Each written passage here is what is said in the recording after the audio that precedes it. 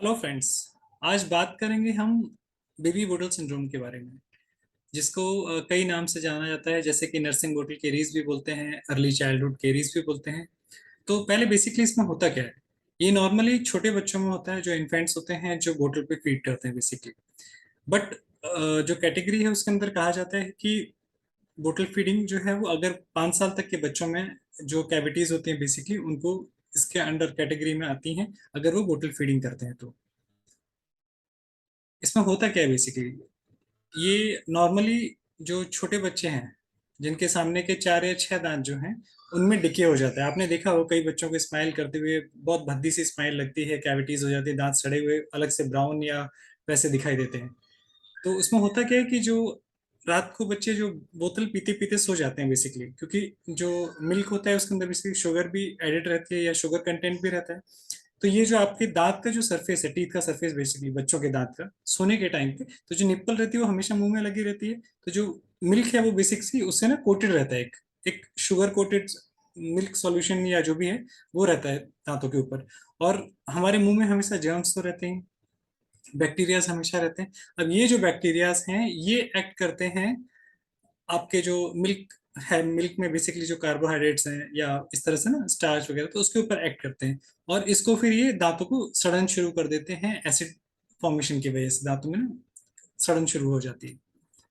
अब ये नॉर्मली जो है वो सामने के 4 से 6 दांत को ही इम्पैक्ट करते हैं।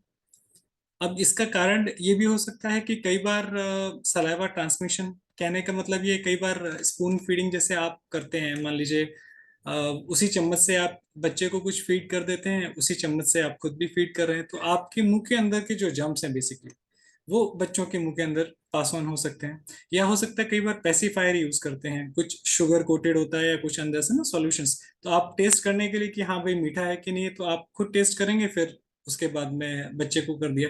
या बच्चे बच्चे की बोतली कई बार मुंह में लेकर के इस तरह से। तो एक सलाइवा मतलब जो है ट्रांसमिशन इसकी वजह से भी हो सकता है। कई बार बच्चों को हम किस करते हैं लिप टू लिप उस तरह से, उससे भी चांसेस रहते हैं कि सलाइवा ट्रांसमिशन से भी बैक्टीरिया, हमारे जो बैक्टीरियाज हैं वो बच्चों में जा सकते हैं और वो बच्चों में कैविटीज डेवलप कर सकते हैं। अब इसके साइंस एंड सिम्टम्स क्या हैं बेसिकली, किस तरह से हमें पता चले कि हाँ बच्चों में कैविटीज हो रही हैं कि नहीं। तो मैं आपको कुछ इमेजेस दिखाता हूँ, इससे आपको थोड़ा सा आइडिया लग पाएगा।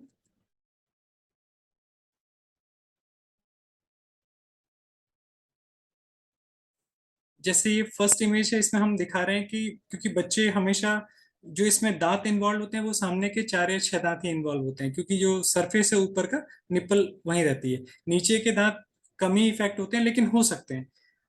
नीचे के इसलिए नहीं होते क्योंकि आपकी जो टंग है वो रेस्ट करती है एक्चुअली जो नीचे के दांत है पीछे की तरफ उनमें, लेकिन ये ऊपरी जो डिके है वो ऊपर के दांतों में ही होता है। अब ये जो साइन एंड सिम्टम्स जो हैं, इसके क्या पैटर्न्स हैं, किस तरह से कैविटी डेवलप होती है, तो इसकी 4 स्टेजेस होती हैं। जो फर्स्ट इनिशियल स्टेज है उसमें क्या होता है कि जो आपका प्लाक डिपोजिशन होता है बेसिकली, जो बैक्टीरियाज हैं जो खाने को सड़ाते हैं बेसिकली, दूध को जो सड़ाते हैं, या तो वहाँ बैक्टीरियल कॉलोनीज बन जाती हैं जो सॉफ्ट जिलेटिनस टाइप होती है, मतलब चिपचिपी होती हैं, जो दांत के ऊपर चिपक जाती हैं बेसिकली। और अगर आप ब्रश नहीं करते हैं या बच्चे को ब्रश नहीं करवाते हैं, तो उस केस में ये जो चिपकना है वो नॉर्मली फर्स्ट स्टेज में जो सर्वाइकल एरिया मतलब मसूड़े के साथ का एरिया, यहाँ पे वाइट चौकीनेस स्टार्ट हो जाती है, सफेदपन यहाँ दिखना शुरू हो जाता है। ज्यादा वाइट है तो इसका मतलब ये नहीं है कि वो दांत आपके अच्छे हैं, नहीं। ये बेसिकली पोरोसिटीज की वजह से हो जाती है, डिके की इनिशियल स्टेज है उसमें होती है। बट इसमें बच्चा कोई सिम्टम्स नहीं बता पाता है, या कोई मतलब हमें साइंस वैसे देखने को नहीं मिलते, सिम्टम्स नहीं कोई बच्चा बता पाता है। साइंस में सिर्फ ये है कि सफेद हल्की सी व्हाइटनेस आपको दिखाई से दे सकती है, चौकीनेस पैटर्न में दिखाई दे सकती है। ये आपके डेंटिस्ट ज्यादा अच्छे से बता पाएंगे, क्योंकि वो लोग एयर प्रेशर सिरिंज यूज करते हैं, और वो जब एयर करेंगे यहाँ पे तो इस पोर्शन में ड्राई होने की वजह से एग्जैक्ट पता चल जाएगी। गीला अगर मॉइस्ट होगा ये सरफेस तो नहीं दिखाई देता, और बच्चे को इसमें कोई तकलीफ कोई दिक्कत नहीं आती है। सेकंड स्टेज है तो उसमें क्या होता है कि ये जो सडन है बेसिकली जो एसिड बन रहा था, ये हमारी फर्स्ट लेयर को खराब कर देता है, सेकंड लेयर में पहुंच जाता है। कहने का मतलब जो ऊपर की इनेमल सरफेस है उसमें एक ब्राउनिश लेयरिंग फॉर्मेशन हो जाता है, ये टूटना शुरू हो जाती है, इरेगुलर पैटर्न बनना शुरू हो जाते हैं, और हमारी जो डेंटिन है ये एक्सपोज हो जाती है, सेकंड लेयर जो है वो एक्सपोज हो जाती है। अब ऐसे केस में बच्चा नॉर्मली जो कंप्लेन करेगा वो करेगा कि उन्हें कोई ठंडी चीज खाने से या खट्टी चीज खाने से या कुछ मीठी चीज खाने से उनको हल्की सी सेंसिटिविटी की शिकायत हो रही है। यह है सेकंड स्टेज। अगर इसी कंडीशन पे हम कंट्रोल कर पाएंगे तो मतलब अगर देख पाते हैं और हम प्रिकॉशंस ले लेते हैं तो फिर ये भी ठीक हो सकती है। जो पहली स्टेज आपको बताई थी, ये अगर हमने इनिशियली चेक कर लिया और हमने प्रिवेंशन में मेजर्स ले लिया, हम ब्रशिंग कराना शुरू कर दिया, तो ये अपने आप ही ठीक हो सकती है। इसमें मिनरलाइजेशन दोबारा हो सकता है। इसके लिए कुछ मैं अभी बताऊंगा आपको, जैसे कुछ फ्लोरिडेटेड टूथपेस्ट वगैरह है वो यूज करने हैं, उसकी वजह से ये ऑटोमेटिकली अपने आप ही ठीक हो जाएगा अगर स्टेज 1 में है। तो स्टेज 2 अगर इस कंडीशन में है तो इसमें हमें फिर फिलिंग की जरूरत पड़ेगी। दांतों के ऊपर जो सड़न हो गई है बेसिकली उसको रिमूव करके दांत के कलर का कंपोजिट या फिर इस तरह के जो मटेरियल्स होते हैं वो भरने पड़ेंगे, उससे भी ठीक हो जाएगा। थर्ड स्टेज, जबकि आपका इनेमल भी खराब हो गई है, सेकेंड लेयर डेंटिन भी खराब हो गई है, अब इसके बाद क्या होता है कि आपकी जो पल्प है या नस है वहां तक इन्वॉल्वमेंट हो जाता है। ऐसे केस में जो बच्चा कंप्लेन करता है वो ये करता है कि उन्हें ब्रशिंग करने में डिस्कम्फर्ट हो रहा है, वो ब्रशिंग को ब्रश नहीं करना चाहते क्योंकि उनको पेन होता है। वो कोई चीज खाना नहीं चाहते हैं क्योंकि चबाने के टाइम पे या काटने के टाइम पे उनको पेन की कंप्लेन आती है। ऐसे स्टेज में भी अगर आप अप्रोच करेंगे तो आपके डेंटिस्ट हैं वो आपको गाइड करेंगे और बच्चों के जो दांत हैं वो बच जाएंगे। नॉर्मली ऊपर के 4 से 6 दांत ही हैं जो ज्यादातर ये इन्वॉल्व होते हैं। तो उस केस में रूट केनाल ट्रीटमेंट जैसे बड़ों का होता है ऐसे ही बच्चों में पल्पेक्टमी वर्ड है, पल्पेक्टमी जो रूट केनाल है सेम एज इट इज बच्चों में करनी पड़ती है, उसे हम लोग पल्पेक्टमी बोलते हैं। तो वो करने से इन दांतों का हो जाएगा, इलाज करने से ही ठीक हो जाएंगे। इन केस अगर आप उस समय भी अगर इसका इलाज नहीं करवा पाते हैं तो चौथी स्टेज जो आती है उसमें आपके इनेमल सर्वाइकल पोर्शन से इनेमल डेंटिन बिल्कुल ही खत्म हो जाते हैं, और कोई बच्चा अगर हार्ड चीज खाता है या कोई हार्ड चीज पे बाइट करता है तो दांत टूटने के चांसेस रहते हैं। तो उसके बाद जो स्टेज आती है वो कुछ इस तरह से स्टेज है। आप देख पाएंगे सर्वाइकल पोर्शन जितना भी है सब यहाँ पे ये क्रैक हो गया है, टूट गया है। अब इसका साइड इफेक्ट क्या होता है, ये जैसे ये तो आपने देख लिया कि हाँ भाई ये इस तरह से कंडीशन है।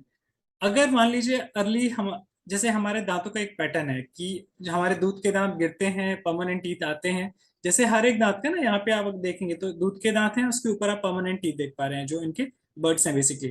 तो ऊपर के दांत धीरे धीरे नीचे आते हैं तब नीचे का इसकी जड़ें ये गलती हैं ऑटोमेटिकली और ये दांत गिरता है।